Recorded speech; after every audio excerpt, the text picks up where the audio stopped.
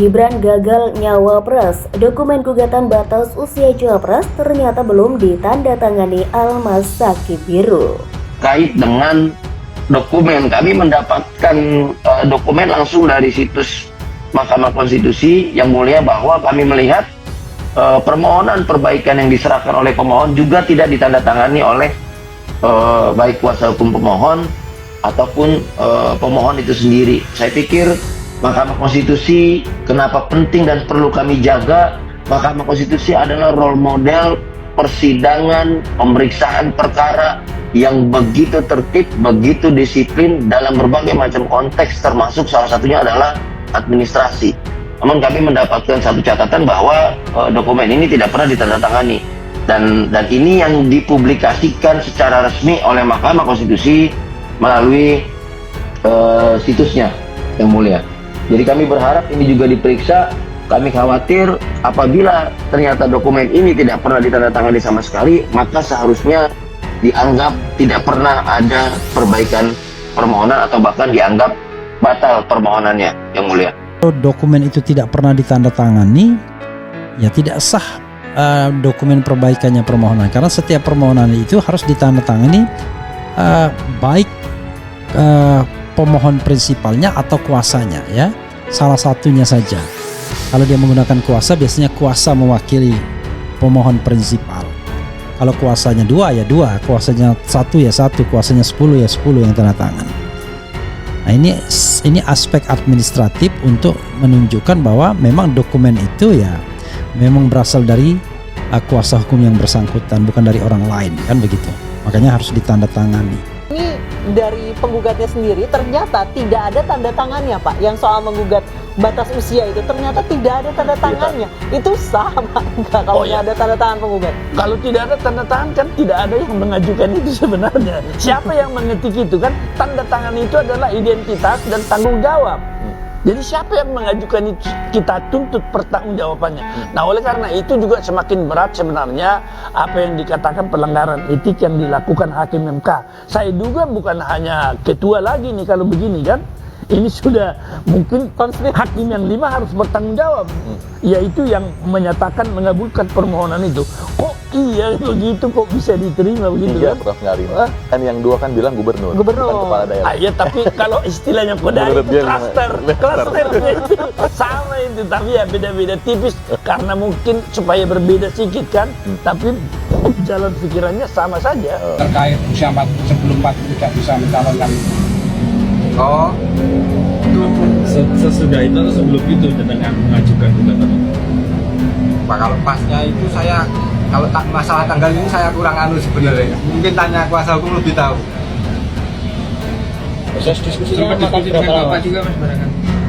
Apa itu malah apa ya? Itu kayaknya kurang relevan gitu. Proses diskusinya kan? Itu masalah tanggal mungkin apa ya? Berapa lama mungkin? Sebelum September itu apa? Agustus Septemberan mungkin. Di bulan-bulan itu ya berarti ya? Udah ramai pembicaraan terkait. Pak, saya agak lupa sebenarnya soal masalah hari tanggal ini pikun saya. Itu makan berapa lama Mas diskusinya? Itu sebenarnya mungkin sebenarnya idenya nyeletuk itu cuma sehari 2 hari, tapi nanti kan masih nyusunnya panjang, ya mungkin lumayan lupa. Tapi perannya lebih banyak jenengan atau kuasa hukum untuk menyiapkan gugatan itu? Kalau soal nyumbang peran itu kita nggak bisa jawab ya, Mas. Jadi sidangnya itu, saudara sekalian, ada sidang pemeriksaan pendahuluan. Nah itu biasanya semua disidangkan. Ada kemudian sidang perbaikan permohonan, dia disidangkan juga. Nah kemudian ada sidang pemeriksaan persidangan. Nah sidang pemeriksaan persidangan ini kadang-kadang tidak pernah dilakukan oleh MK. Lalu sidang putusan, karena putusan itu baru berlaku kalau dia diucapkan dalam sidang terbuka untuk. Jadi Almas ini sependek yang saya tahu permohonannya tidak pernah disidangkan dalam pemeriksaan persidangan, baik dengan memanggil para ahli maupun memanggil saksi, pihak yang terkait dan lain sebagainya. How come kemudian dikabulkan tanpa ada sidang pembuktiannya? Oke, itu yang lucunya ya. Iya. Mas Tama, kalau surat kontrak personal saja yang yang cuma dari person to person, kalau nggak ada tanda tangannya itu nggak laku. Ini urusan negara, nggak ada tanda tangan. Urusan konstitusi. Urusan konstitusi. konstitusi.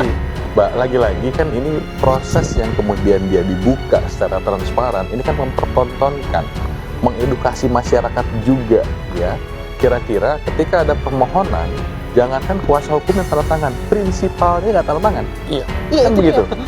Nah ini yang jadi Tokoh masalah. utamanya itu nggak tanda tangan. Maka dari itu kemarin saya juga lihat apa yang kemudian disampaikan oleh para guru besar, kan dia mempermasalahkan soal formil, artinya soal tata urutannya, tata prosedurnya. Nah sekarang secara formil dokumen disampaikan hari Sabtu malam, kan gitu ya. Malam Minggu ternyata ada petugas MK yang menerima laporan, kan juga menarik ya Mbak.